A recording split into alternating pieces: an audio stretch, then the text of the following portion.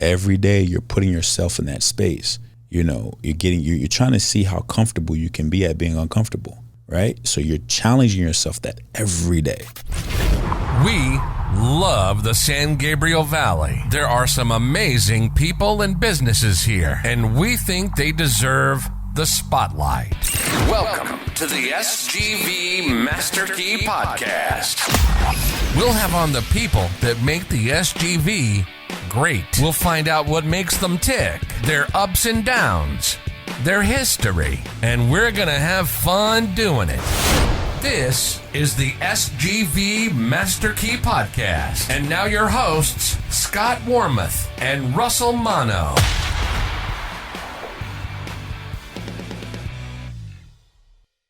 All right, SGVers, thank you for tuning in. Welcome to another episode of the SGV Master Key Podcast. We're happy that you're with us. If you're a returning listener, welcome back. If you're new to the show, welcome, and we hope you enjoy this in-depth look at the people behind the businesses and just the people in general of the San Gabriel Valley. Once again, here's a reminder that we have now partnered with San Gabriel Valley Now, your source for city news, announcements, events, special savings, and everything SGV. Check them out at Instagram at sgv.now and read their new SGV Now magazine on their website, sgvnow.com. Well, Scott, before the show, we were talking a little bit about our connection with today's guest. And, you know, we used to do some, I'll say, playing around. I don't want to say it's boxing now, but we used to play around a little bit with boxing, right? Yeah, you know, it's an exceptional sport. I mean, it's something I didn't learn until, you know, I was like 50 probably. But, you know, I started doing it with my trainer at that time. And wow, the endurance and the strength that you have to have is just beyond a realization when you're not experiencing it, you know. But wow, it's a great sport. Sure. And, you know, what we would do is just, I would say, play around with like focus mitts and hit. And Thomas, who's a still listener to the show, and he'll be happy to hear his name again, we would build up to 10 3-minute rounds of focus mitts and a minute in between. And that was exhausting. I mean, even I'm not the one throwing the punches, but and Thomas is, you know, I forget how old he is now. He's over 70, but in his 70s, he was doing 10 rounds, 3-minute rounds. Yeah, just exhausting. And I never knew how challenging and difficult it is to do that. And I'm not even getting hit. Yeah, right. So, but now I understand the type of endurance and the type of training that a professional boxer has to go through. Sure. It's just incredible. Well, that brings us to today's guest. His name is Joe Hanks. He's a professional fighter and the owner of Brick City Boxing. Joe, welcome to the show. Thank you. Thanks for having me. Well, Joe, we said you're a professional fighter. You said you're not officially retired yet. No, it's not officially, no. Still holding on. So what is your connection to the San Gabriel Valley? So I moved to Pasadena, to be exact, maybe about 3 years ago. You know, once I had a family, I needed to get more space and wanted to try the suburban life. So I used to go over to IPIC over on Colorado. Me and my wife used to go on dates over there. So we wanted to give it a shot to, you know, she worked downtown. She's a nurse downtown. And we was still fairly close to, you know, her work, and my business is, you know, I can get to it when I need to. And so let's give it a shot. Let's date the neighborhood. And when we started there, my kids love it. I love it. I'm a suburban dad now. And it's been great. It's been a great transition. You know, going from the city life to the, you know, quiet suburban life. So you moved out from L.A.? Yeah, we were downtown because it reminded me of home. You know, being downtown, the tall buildings, and your home is Newark, New Jersey. Newark, New Jersey, born and raised, the both of us. And you know, when I went to the pros, it brought me here to California. And you know, so I went from Marina Del Rey to the Valley. Everything just kind of felt a little too out there. Downtown felt kind of in the mix, and I was able to get to where I need to get to. But once you start having children, you know, I wanted the lawn and experience the suburban. I got tired of validating parking. Right. Yeah. Yes. Yeah, that's the thing in the San Gabriel Valley. You can drive right into a parking lot, and that was a big thing. I was looking for shopping carts. I was like, wait, they're right there. It's like, you know, and I didn't have to, you know, validating parking. So it was those little things that kind of sold me in the beginning. Yeah, right. So what was it like growing up in Newark? Growing up in Newark was it's what molded me. You know, went to private school, but I lived in probably one of the tougher neighborhoods, and so it taught me to be adjustable, and that's where I started boxing and playing other sports, and my whole family's still there, and it kind of gave me the ability to be adjustable, to go from the private school life and still be in the urban living and get the best of both worlds. Did you seek out boxing on your own, or did your parents put you in there? It was a little bit of both. It was kind of like, when you go to private school but you still live in the neighborhood, you probably should know how to fight a little bit. Coming home with the uniform on, you don't quite always get a chance to just blend in, So I got a chance to start boxing at 10. Stepped away for a little bit and went to play basketball for a little while and came back to boxing around 18. So through there, I got a chance to, compile a really cool amateur record and rankings. I was probably like 3 or 5 in the country or something like that. I'm a 5-time Golden Glove champion out of New Jersey, representing New Jersey, and that's where I get my pedigree from. And the listening audience can't see you, but what are you're not a small individual, so you're saying you would get picked on at age 10? Well, when you're talking about you're 10 years old, everybody's pretty small. Every now and again, you get a few tall guys, but now I kind of grew into it. Now I'm about 6'4", 250, 260. It's I can wear a uniform now and get away with it. Sure. But yeah, I'm a little bigger now. I grew into my arms. Well, were you a little bit separated from the neighborhood or community because of the Well, when you go to private school, you might not be too preppy for the private school, and you might be too preppy for the neighborhood. When you live in the tri-state area, you kind of get a crazy mix of people, different mixes, and you got to kind of find your space, and it's kind of hard to find your space when when school's over, everybody's kind of going back to their neighborhoods, and you're going back to yours, and you kind of go, all right, all my friends go to different type of schools, so you gotta adjust, you gotta find your space, you gotta find your footing, and that kind of start developing the passion for creating a space for everyone.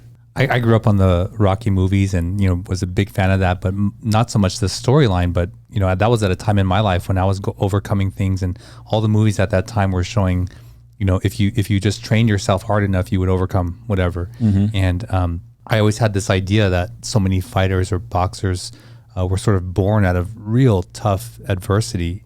Is that true? Or I think at one time I think you will have a big group of people who will use their adversity as the reason that they'll push through and they'll find that to train. Then you have others that look at it as just like it's a sport. For me, it was more so challenging myself to see if I had a space that I can fit in, a space that I can call my own, a place that make me feel important. When I was just Joe in the neighborhood, it was just Joe. But when you become Joe the fighter from the neighborhood, everyone knows you from the boxing, it gives you a sense of pride. It gives you a sense of like people know me, So I felt good. Did that make a very big difference? Huge difference. Yeah.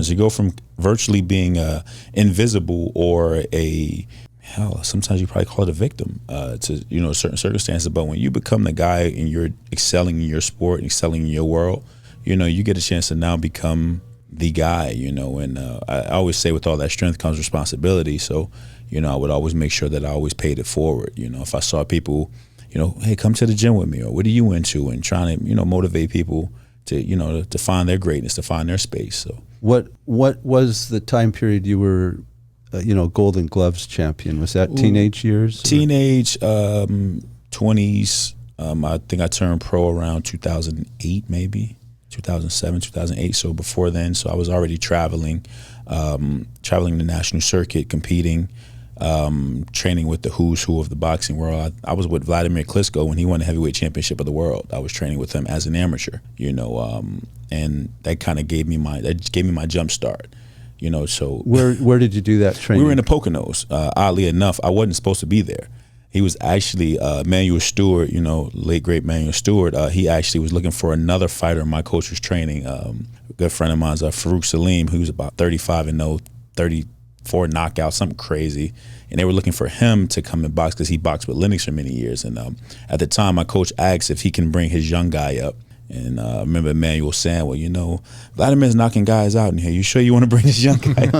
And I had to actually lie to say that to tell them I weighed more than I did at the time. I was only about 204 pounds, 208 pounds.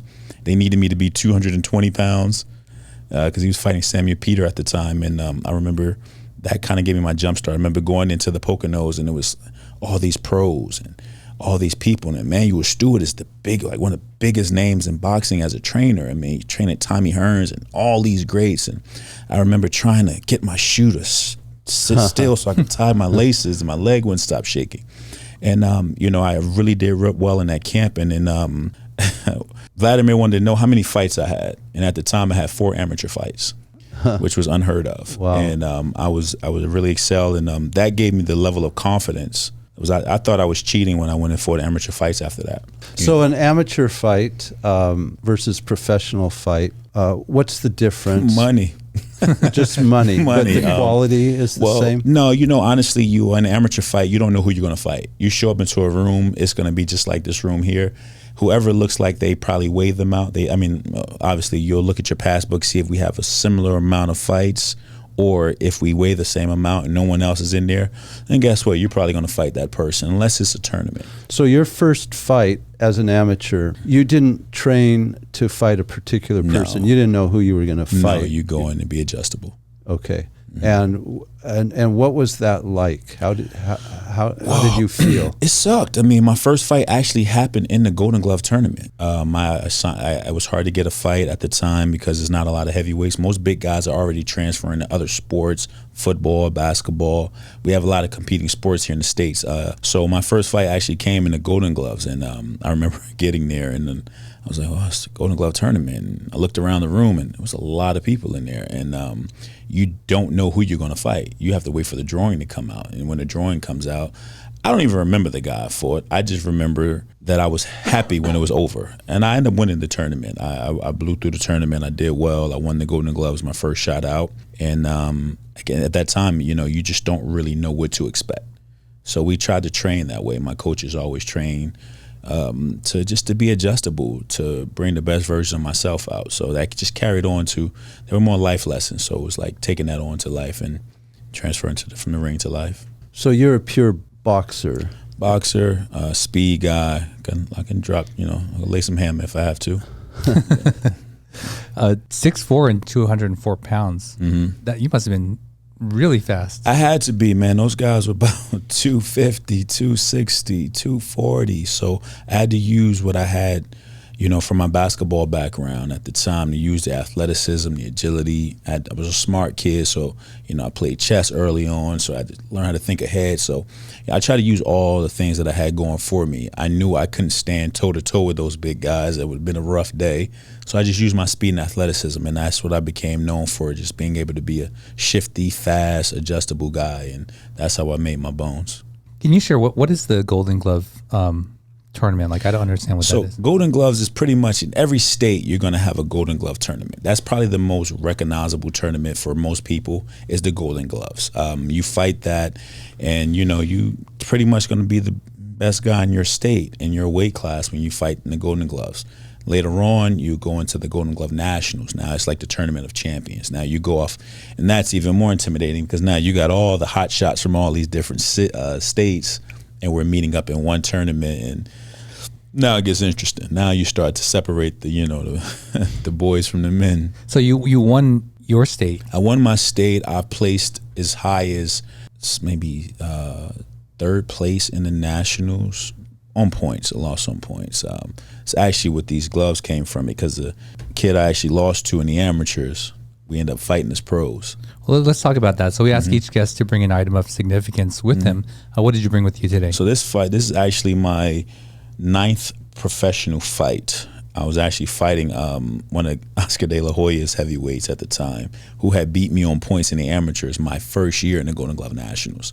So it was really, I lost on points. It was inexperience mostly, but I guess they thought he was 10-0 at the time. I was 8-0 at the time. I had just moved to California. I guess they thought it'd be a good time to see who's going to derail who. He already had the experience of beating me.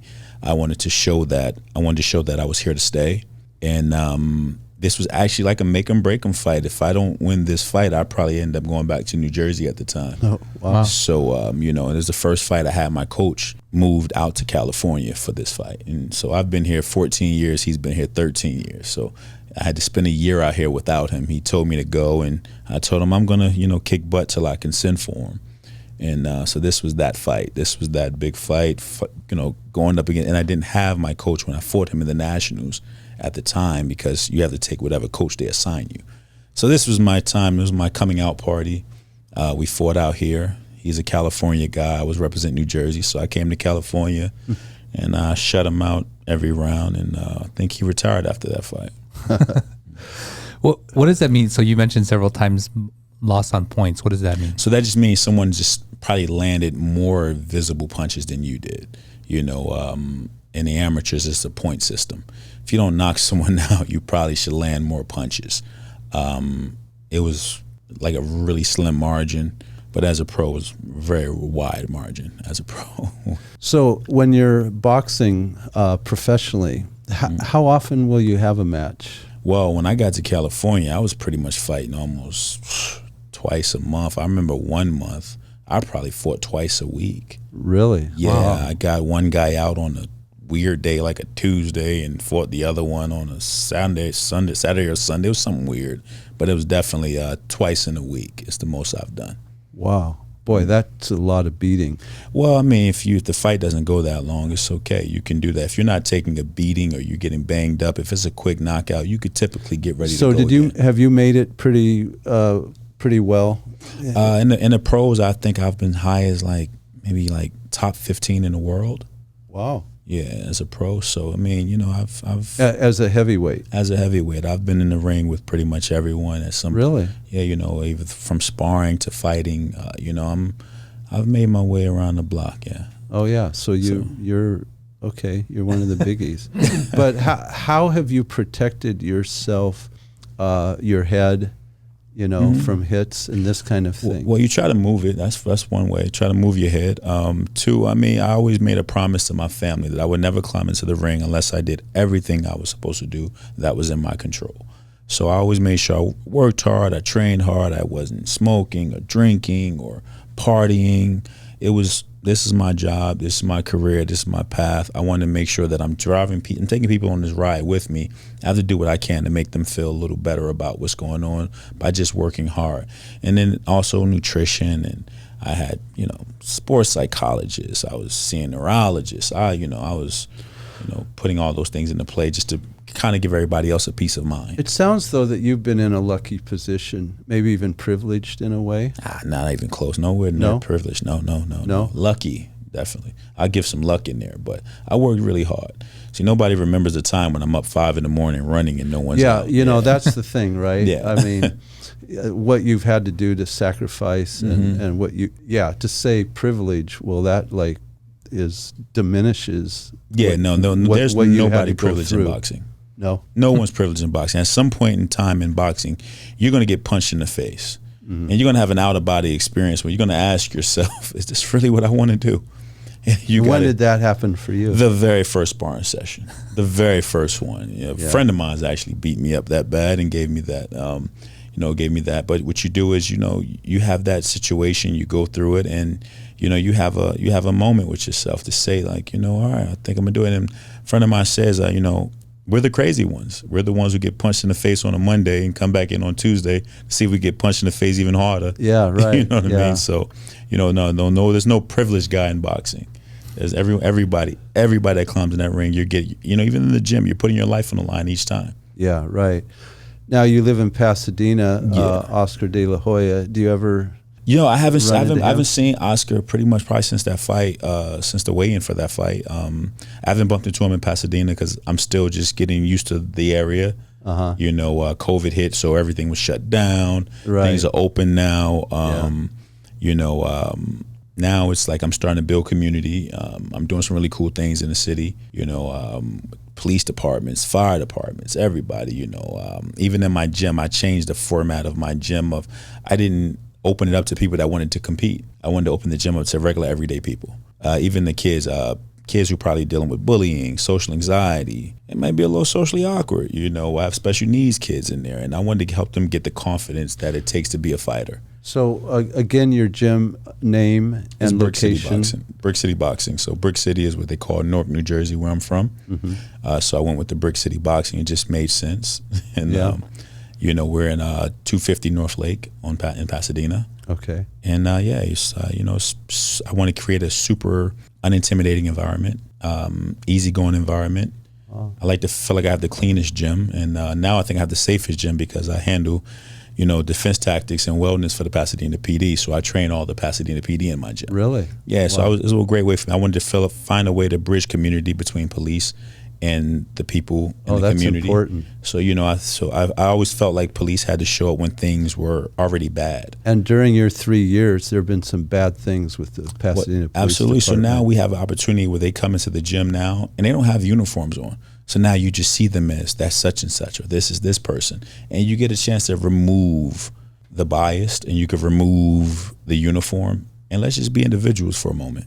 That's the coolest thing I used to find about being inside the boxing gym. I would have different types of people from the underworld, from the corporate world, everybody in the gym together, just kind of putting things aside for that session, for that time. And I thought if we can create community like that, even community within the community, it will spread out. It will become contagious to everyone else. And I actually think that's, between that and my kids program, those are probably my most rewarding things from the boxing gym. And you have a couple of guests from your gym. Yeah, today. so I have my nephew here. He plays pro football, or arena league over in San Diego. I dragged him out from New Jersey, so he lives with me now. He's handling speed and agility, taking all his experience from all his years of football and being able to give it to the youth and teach them, to help them get to the next level. Knowledge is actually by chance is from New Jersey with me. Just so happened I bump into his dad. I noticed he had New Jersey plates. We were neighbors. Oh, wow. And now I can't get rid of him, but he's probably sharpest kid I have in my gym. Oh. So whenever new kids come in the gym and I want to show them what they can get to, I let him go out and show off. So, but it's like I say, even for my youth, it's just to help them develop confidence.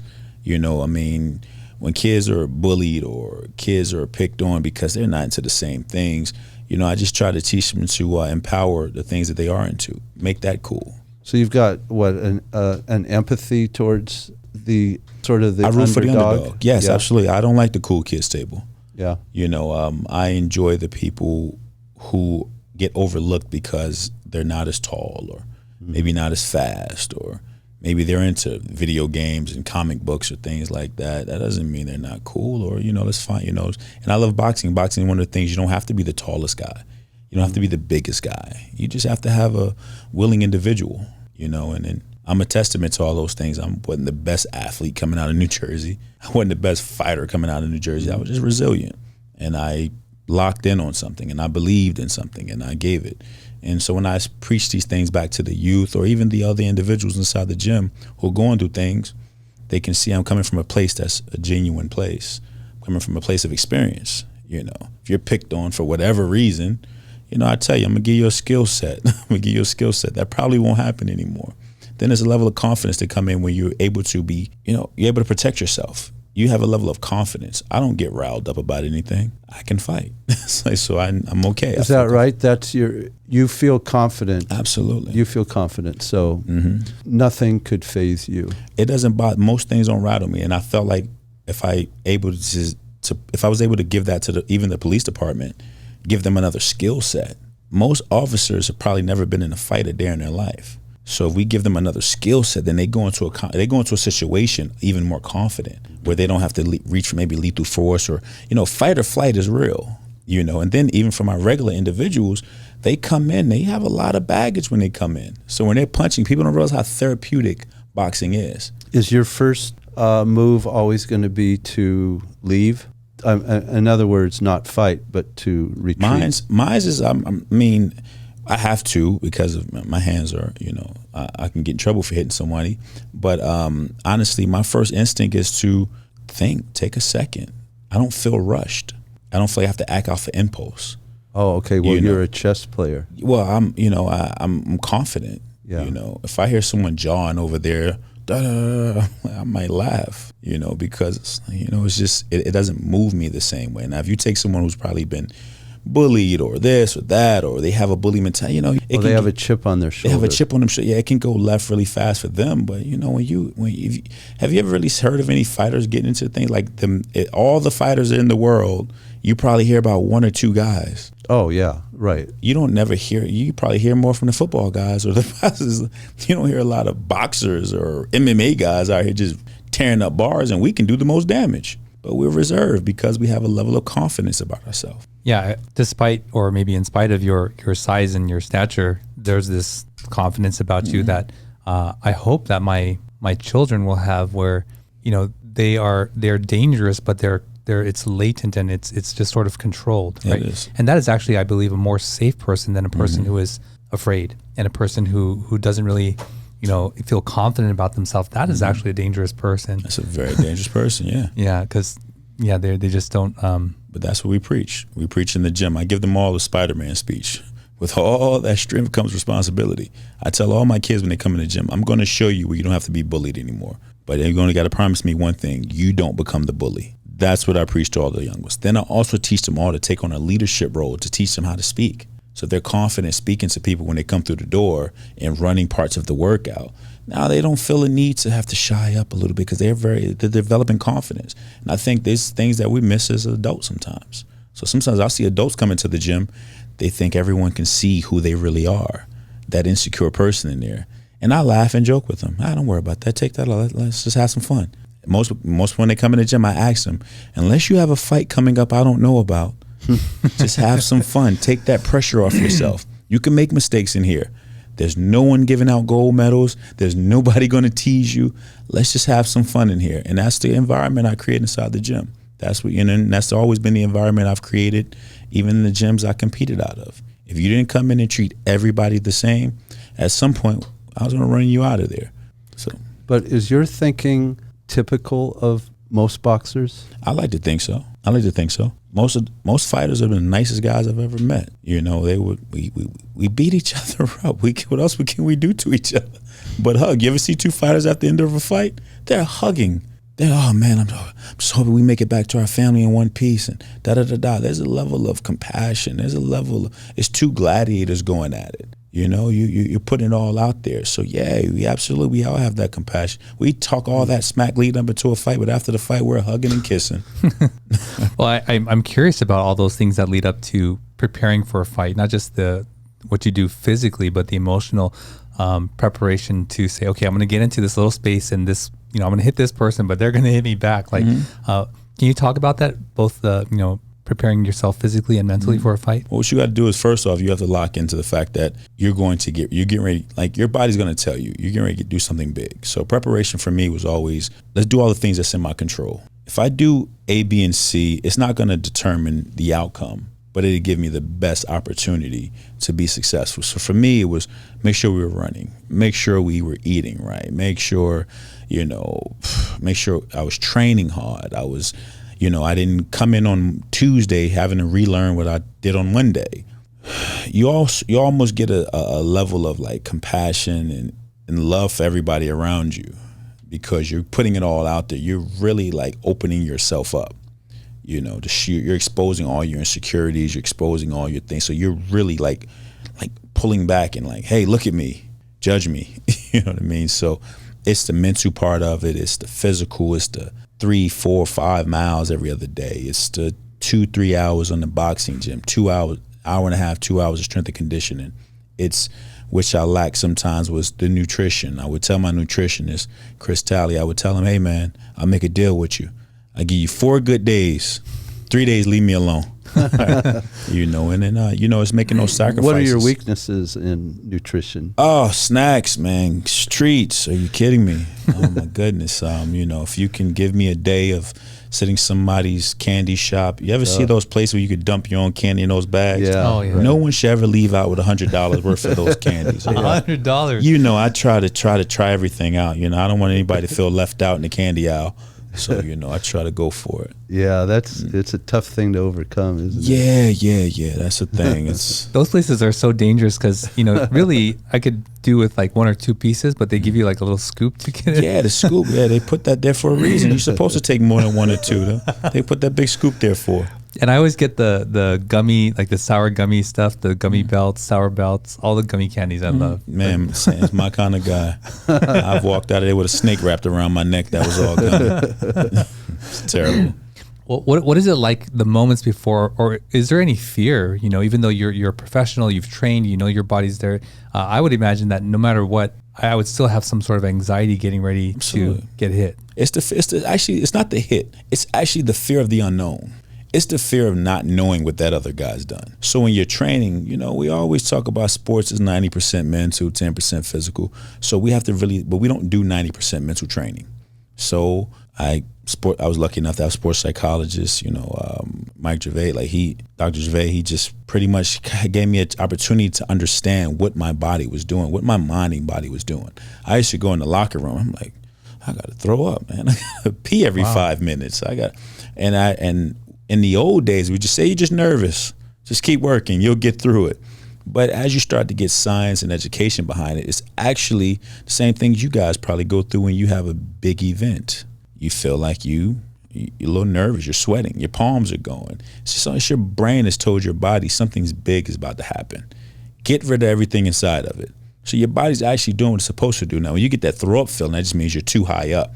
So it just teaches you how to breathe and find that sweet spot. We used to call it that 4, 5, 6. Find that sweet 1, 2, 3. We're too low. I'm ready to go to sleep. You know, 6, 7, 8, 9, 10. We're too high. I want to puke. I'm sweating. I'm peeing every 5 minutes. So you want to find that sweet spot. So it taught me the breathing technique. So from all those trainings, it was kind of like, how do we take this and we give it to the masses? How do we get this and give it to regular everyday people to let you know that when I say you both feel that when you have a big event go on, you both nod your head, yeah. You don't realize that we're going through the same things. Only difference between me and you is I'm just doing it on a stage where everyone's going to judge me when someone's hitting me. But all athletes, CEOs and entertainers or people who are in those spaces, we're going through the same mindset. We're going through the same process. We just the fear of the unknown. That's all it is. We're not, I never fear the guy in front of me. It's like, it's whatever monsters I created in my head. Mm-hmm. So the courage comes in is looking up under the bed and seeing that boogeyman doesn't exist. That's where the courage comes in. Climbing in that ring and feeling that, the smell, the music, the people and all that. It's quieting all that noise down because none of that really matters. What matters is if I did A, B, and C that I spoke about before. Did I run? Did I train? Did I eat right? And it teaches me to quiet all of that noise around me and just to go out there and perform. Win, lose, or draw, I should better go look myself in the mirror and say, did we do everything we could? Did we prepare? I'm okay with that. I'm okay with it. We lost, I'm okay with that. Did I quit? I'm not okay with that. Did I cut any corners? I'm not okay with that. Did I not prepare? I'm not okay with that. Yeah, so you don't cheat yourself. No, God, no. I can't, not in boxing. You can't do that. It's a very, very embarrassing moment. Yeah, now I can see why you wouldn't be afraid, going through the preparation and experiencing all this. You mentioned the science of what your body's actually doing. You're literally preparing for fight or flight, but preparing to fight. And what I understand is, the blood goes to your muscles away from digestion. Cortisol is coursing through your body to prepare to help if you're wounded, actually, that you would, it would, congeal or faster. Like all these physiological things are happening to your body to prepare for injury. Yeah, that's a pretty tremendous thing. And you're doing it every day. Every day you're practicing this. Every day you're putting yourself in that space. You're trying to see how comfortable you can be at being uncomfortable, right? So you're challenging yourself that every day. Every day. I mean, hell, you guys wake up and do this every day. You're preparing, trying to figure out how can I make this a bigger thing? How can I make this run smoother? How can I, you're just not content with just letting it go. And that's all we're doing in the boxing or any sport, in anything. You're just challenging yourself to be the better version of yourself each day. Have you ever heard boxing called the sweet science? Yes. What does that mean? Sweet science just means, so we call it hit and not getting hit. See, boxing is a thinking man's sport. Fighting, anybody can fight. Everybody can box. All right. Boxing is when you see, wait, how did he do that move? Or when you think of Muhammad Ali, why is he dancing and he's moving so effortlessly around the ring and no one can hit him? You watch Floyd and you get pissed, like, why can't anybody hit him? He's standing right there. That's the sweet science. Anybody can get in front of each other and turn them into rock'em sock'em robots, but who can show you an angle? Who can step off and hit you and you see me now you don't? Who can be a magician? Who can be adjustable? Like, that's the sweet science. That is when you're boxing. That's when people, and it could be boring to some, all right? It's the purest thing. It's kind of listening to vinyl records. It's like, I can hear it differently. That's when a boxer's watching a boxing match, that's what we see. But when you guys are seeing is when you're just trying to understand, why can't he hit him? That's when you're boxing. Have you ever lost your plan of attack or composure in the ring when something has happened? Absolutely. You get punched in the mouth, everything goes everywhere. It's like, wait, what's just happened? But you learn in your training, you learn to bring it all back in.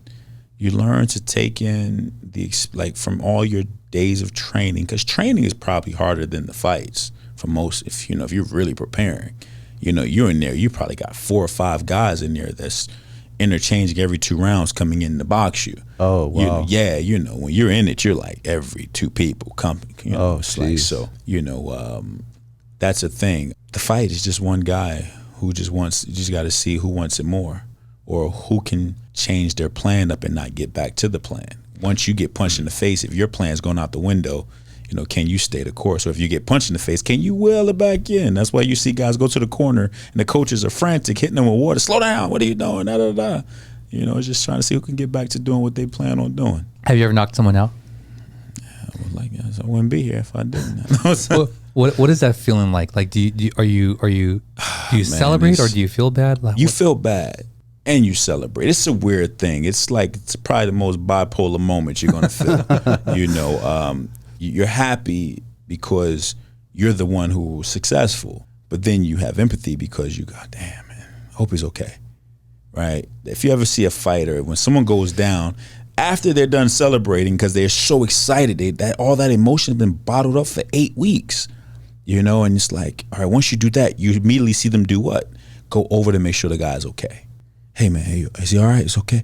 And everybody's waving, get away from me. You don't want go away. He's gonna be all right, But you do, you feel like a feel of like, damn, all right. Well, I'm happy it wasn't me, but I do still feel bad, And then then you start to expect everybody to go down, and it's a level of arrogance going in with it too. I imagine that sort of to shift the topic a little bit, that the youth that you're working with, that you may be not only a very positive role model for them, but perhaps maybe you're even the only figure that is like who you are to them. I mean, it's not really often you can walk into a gym and have a bunch of pro athletes giving you gyms every day, right? When I get on these kids inside the gym, I'm challenging them, but I'm also telling them that I've been through this.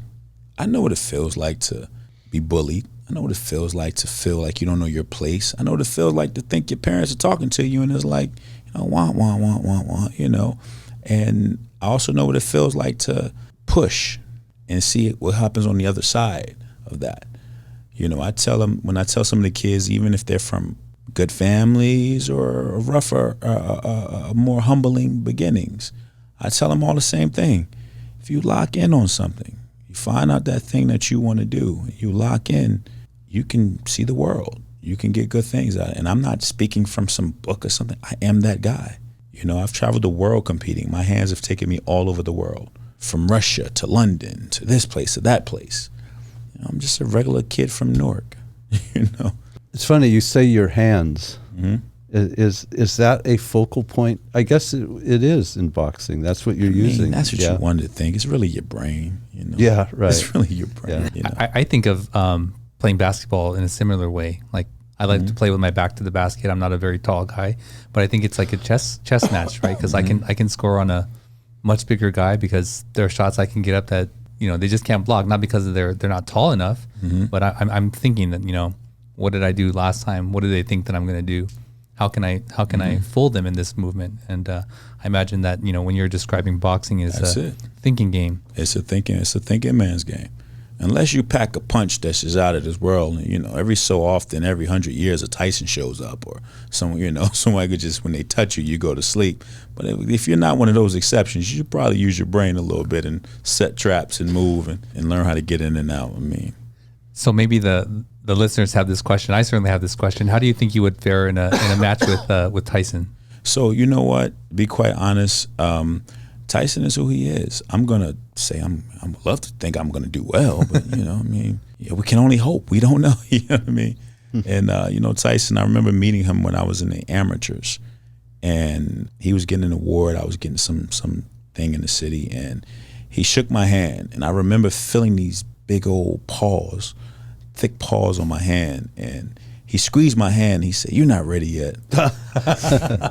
And I squeezed back a little bit, as much as I could. And I was like, one day I will be. And he said, don't you ever lose that. Don't you ever lose that confidence. And I remember, like, the little bit of gems he gave me that day, it was probably, it was worth everything, you know. And at that moment, I realized when you're getting something from someone who's a pro, or somebody you admire, somebody who's been to those things, you take it. It hits you deep in there, you know. And that's why I do that with them. When I talk to them, I give them those things like all the time, you know, because I know how important it is. Could you imagine, you know, you're talking to somebody who's, you know, been there.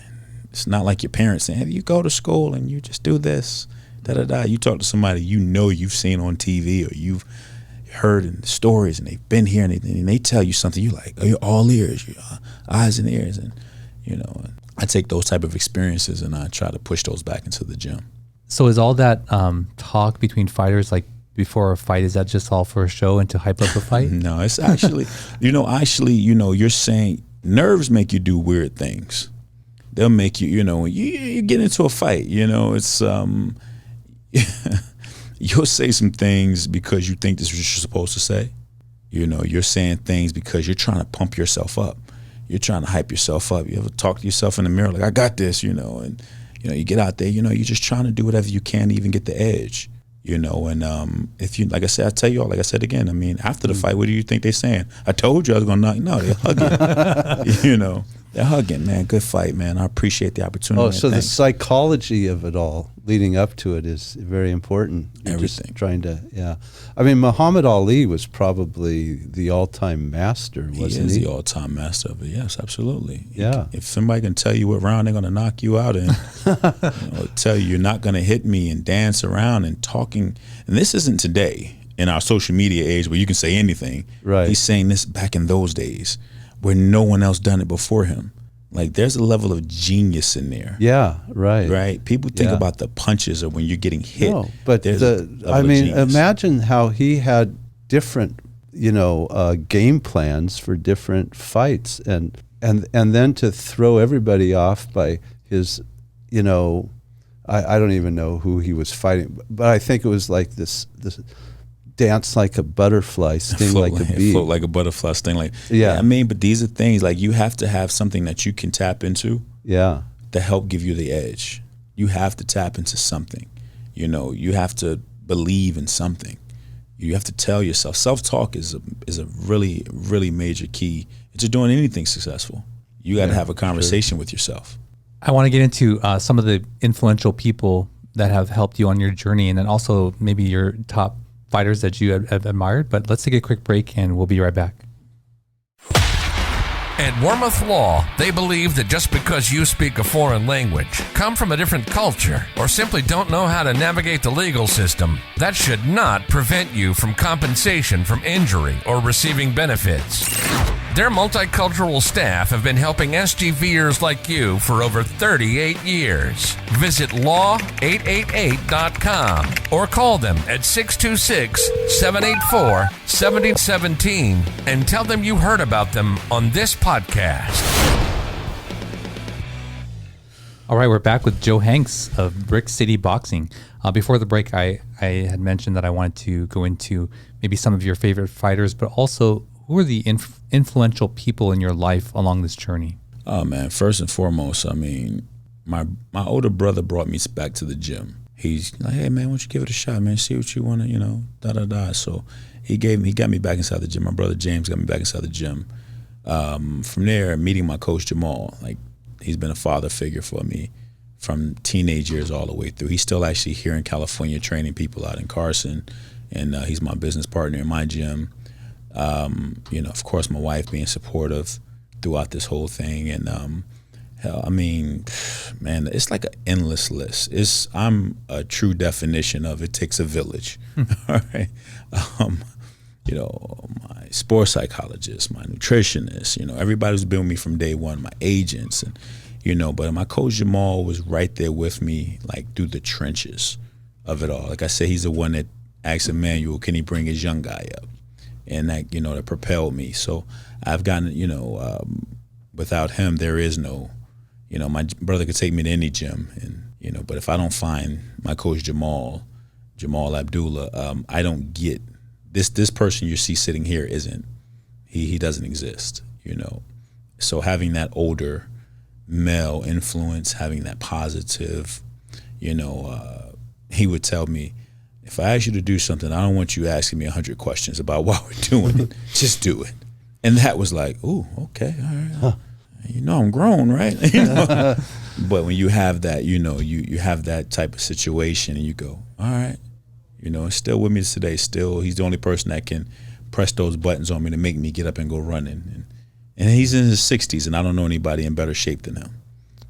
So those type of influences, that's one. And like I said, my brother, my wife, and and now my family and my team, man, those are my influences now. I see. Awesome. And let's leave it to 3. So your top 3 fighters. Yeah. You got to start with Muhammad Ali, of course, Sugar Ray Leonard, and I'm gonna go with Jack Johnson because he was the first one to do it. Wow.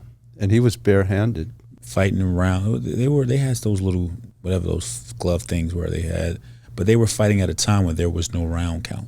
Oh, really? Wow. They fought. They just went. Oh, they just could go all night? Yeah, they just go. They saw another man drop. And he did it back in the days where it was probably illegal to hit someone of another race. Wow. And then Muhammad Ali, of course, coming through, breaking through, and doing what he does, and at a time where it was taboo to be that flamboyant, to be that loud. Everybody wants you to be humble.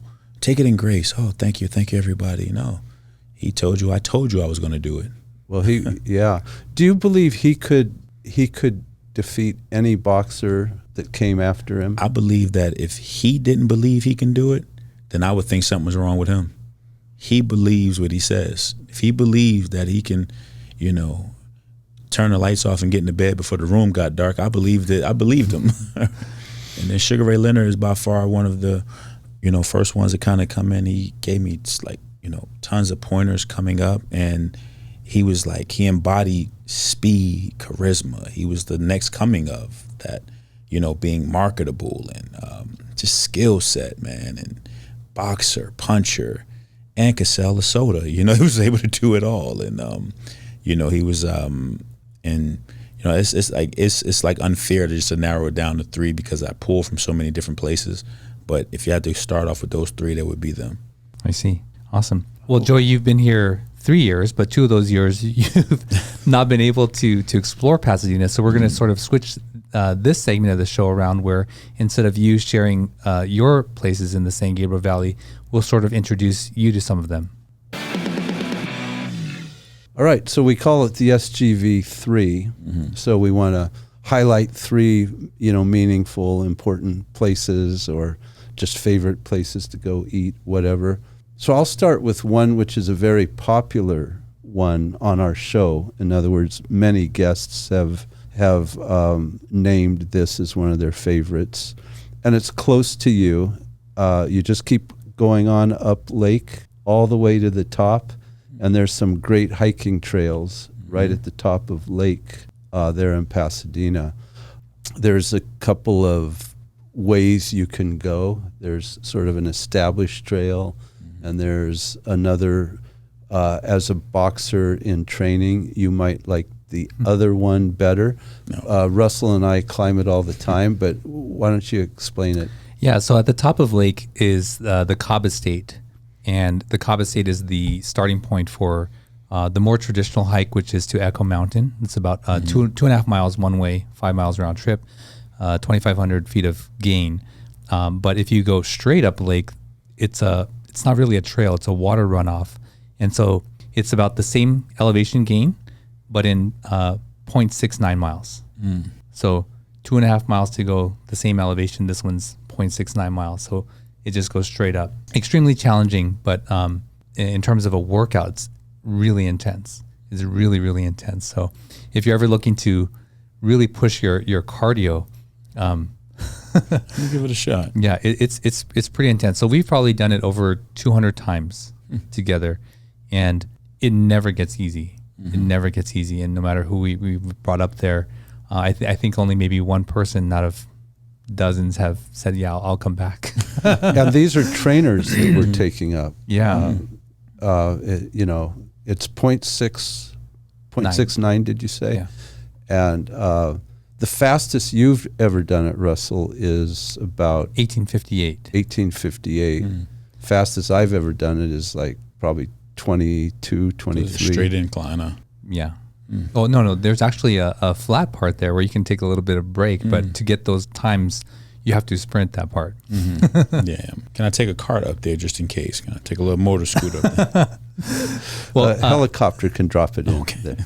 But I mean, in fact, I'm sorry to interrupt, but if you're on lake, you're going up lake, and you see the power towers at the there's a series of power towers. So the one straight up lake to the left, that's the tower you climb to. Okay. Yeah. So I'm gonna give it a shot. I'll take my nephew, maybe take Knowledge. He needs to get into shape. We can go up there. Well, another popular one that has always mentioned is the Huntington Library. Have you ever been to the Huntington Library? Yes, I have. Yes. Okay, so that you've been there. What about the Arboretum? Yes, I have. That's where all the peacocks hang out, right? Yes. Yeah. So those are quite popular. So I'm going to try to get one that you have not heard of in the San Gabriel Valley. What about Storer Stearns? Have you been there? So Storer Stearns is sort of in between Pasadena and South Pasadena. It's a Japanese garden. Almost looks just like a residence, right? But it's this beautiful garden, and you can just go there for the day or however long you want, and be there. But it's beautiful. It's on par with the gardens in Huntington Garden, but just much smaller. But not a lot of people know about that. That's one. Do you have another one that he may not know? Nothing's coming to mind. I would tend to gravitate towards restaurants. Yeah, let's say you guys gave me all this workout stuff. I feel guilty. I was thinking about food. Okay, let's give him. What is probably the most popular restaurant? We certainly have people saying Old Pasadena, Yes, or Old Town Monrovia as destinations because the food But what's a specific restaurant? Well, what type of food do you like, and then I'll start. Go from there. I'm an equal opportunist kind of guy, man. I'll go for it all. Okay. So I've recently discovered Sushi Karen in Pasadena. And I believe it's on Arroyo Parkway. Oh yeah, it is on Arroyo. I know. I've seen it. It's in a little mall. Very small. Yeah. South of Colorado. If you like sushi, really good. I mean, even there's a lot south of Del Mar, I believe. Yes. Yeah. Yes. That is an excellent place for sushi. Really small, family owned. It's just her and her husband. But that's a great place for sushi. For Korean barbecue. Do you like Korean barbecue? Everyone's been trying to get me to go. I've never been to a place. And I keep yelling and say, I got to cook my own food when I get there. So I'm going to give it a shot. It's just, so let's give it a shot, yes. No, the higher end places, they cook it for you, right? So I think that's true, right? He doesn't seem that convinced about that. I think you're setting me up, man. No. Well, the one in Pasadena, they cook it for you, right? The one that, what's the name of it? It's on Raymond. Yeah. I forget the name. But yeah, you should go to a high end one. They'll cook it for you. Cool. I'm all right. I didn't feel the need to, I was like, right. What if I don't cook it right? Yeah, right. Experience. Well, those are definitely some places in the San Gabriel Valley. Definitely check them out. The hike especially. If you don't want to do the hard one, the same location is the hike to Echo Mountain, and so that's at the top of that is an old hotel ruin that used to be there, and it burned down, and so. I think it was like in late 1800s. It was built in the Victorian times, and and you can still see the foundation up there. It's a pretty cool hike. So. Absolutely. Well, Joe, thank you for being here on the show. Can you tell the listeners how can they get in touch with you? And again, where is your gym located? Yeah, so you can touch me. You can actually, we have an app, Brick City Boxing, in the App Store and the Google Play Store. You can download the app, create a profile. The first session is always on the house for youth and adult. We're at 250 North Lake, Suite 120, Pasadena, California. We have our website, brickcityboxingla.com, and our Instagram is brickcityboxingla. Pretty quick with getting back to everybody. My team is, and we're always in there. Come on in and have some fun. Throw some punches. Let's have some fun together. Instagram again is Brick City Boxing LA. Yes, Brick City Boxing LA at Brick City Boxing LA, and website brickcityboxingla.com. App Store, Brick City Boxing. Awesome. Well, thank you so much for being on the show and sharing this insight into the world of boxing for our listeners. I'm glad that you came here, and I got to learn some stuff that I never really would have had an opportunity to know. So thank you so much. I appreciate you guys for having me. Thanks a lot for taking the time out, and hopefully we do this again one day. Yeah. Maybe in the gym next time. From the gym. Maybe in the gym next Good time idea. in the ring. Let's do it in the gym. Yeah. All right. All righty. Well, there you go. There's another episode for you. Thank you for spending this time, and definitely go check him out. His gym, Brick City Boxing, and find him on all his social media handles. Thank you again for spending this time with us. If you're a regular listener, check us out on our website, sgvmasterkey.com, and you can always email us, info@sgvmasterkey.com. And until next time, we'll see you again next week. You've been listening to the SGV Master Key Podcast. Our passion is the small businesses and the people that make up the San Gabriel Valley, and it's our honor to have them on the show. We hope you've enjoyed it. Make sure to like, rate, and review. The show is produced by Russell Mano, edited by Victoria Allers of Kind Monster Productions. Thanks for listening, and see you next time on the SGV Master Key Podcast. Master, no, kind of master.